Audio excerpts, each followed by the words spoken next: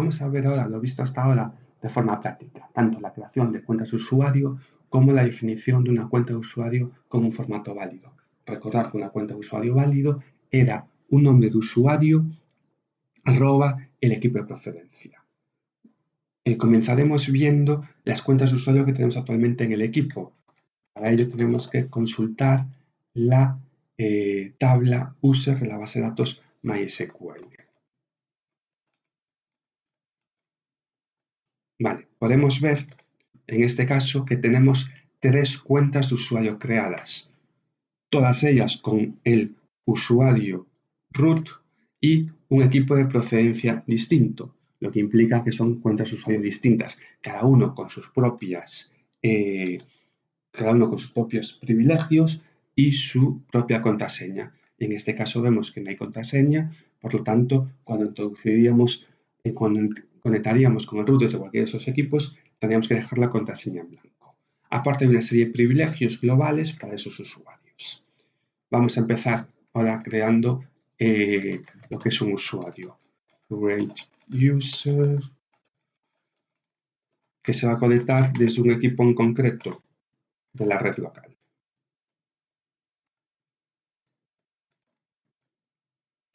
Y nos fijamos ahora mismo, esa sentencia lo que ha hecho es crear un único usuario sin contraseña. Es decir, el usuario ya está creado y no tiene ninguna contraseña.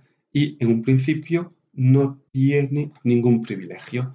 Cuando se crea un usuario, ya veremos los comandos más adelante, podemos hacer ya está creado. Lo que vamos a hacer es un show grants que nos va a permitir ver los privilegios que tiene un usuario.Amos a hacerlo para los usuarios. Show grants por el usuario que hemos creado y show grants from root @localhost. Vamos a quitar esto. Perdón. Vale. Entonces, vemos que simplemente el usuario que hemos creado, xavi@192.168.210, tiene solo permisos para conectarse contra la base de datos, pero una vez conectado no puede hacer nada.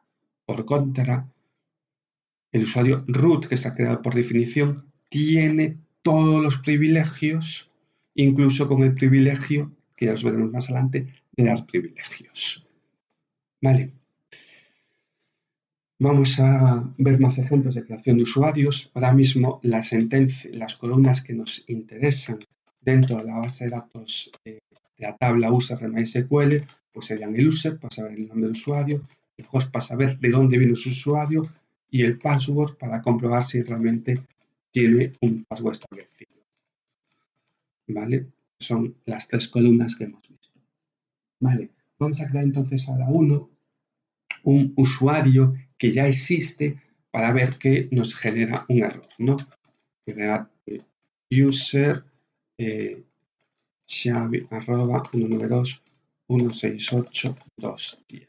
Esto generaría un error porque ese usuario ya existe. Para solucionar esto tenemos 2 opciones. La primera es simplemente poner, como hemos visto hasta ahora en la creación de tablas, if not exist. En este caso, lo que va a hacer es generar un warning, porque nos está avisando que ese usuario ya existe. Lo que podemos hacer para ver que realmente genera el warning y no bloquea la ejecución de los scripts es hacer el select user host password from mysql.user. Si esto funciona bien, ejecutaría la sentencia de creación, fallaría generando un warning y ejecutaría la sentencia para visualizarlo. Esto es porque nos sobra una S. Vale, aquí está, nos produce una advertencia, pero la sentencia de abajo funciona perfectamente. En cambio, si quitásemos el if not exist, fallaría y las sentencias que hay debajo de la línea que genera el error no se ejecutarían. Si queremos ver el error generado por el warning que genera, pues simplemente tendríamos la opción de ejecutar un show warnings. Entonces, lo que nos está diciendo, si nos fijamos en este warning, es que el usuario ya existe. Otra opción que tenemos es, porque no son compatibles entre ellas, es quitar el if not exist y hacer un create or replace. ¿Vale? ¿Qué hace esto? Crea el usuario. Si no existe, lo crea de forma normal, pero si existe, elimina el usuario que ya estaba y genera otro que esté vacío.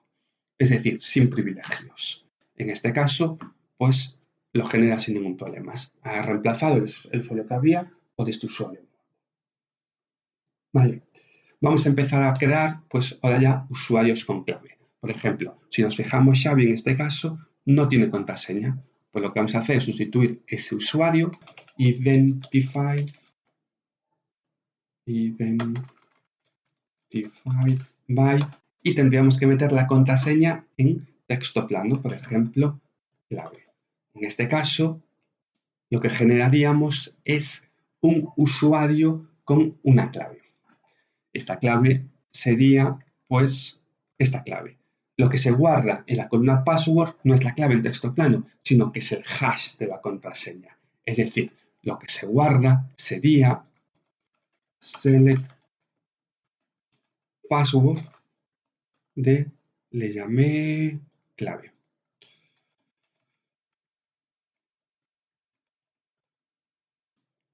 La cadena que devuelve la función password. Lógicamente, si le cambio el valor, la cadena de vuelta es distinta. Vale, ¿qué nos indica esto?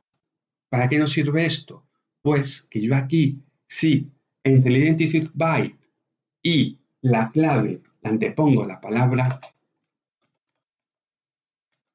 password, ya no tengo que meter aquí la clave en texto plano, sino que tengo que meter es el hash, es decir, la función que nos devuelve, el valor que nos devuelve la función password. Ahora voy a meter cualquier cosa.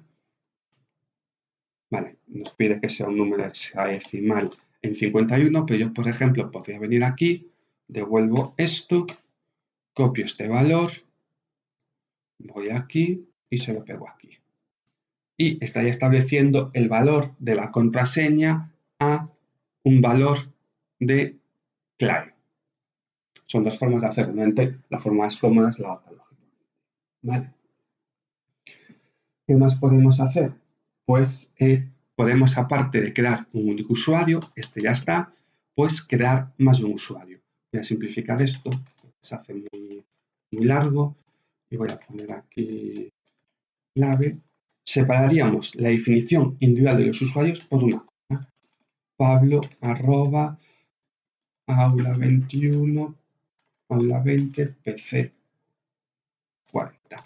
Pues ahora tendríamos dos usuarios. Un usuario Xavi con la clave y un usuario Pablo que no tendría clave. Identify by.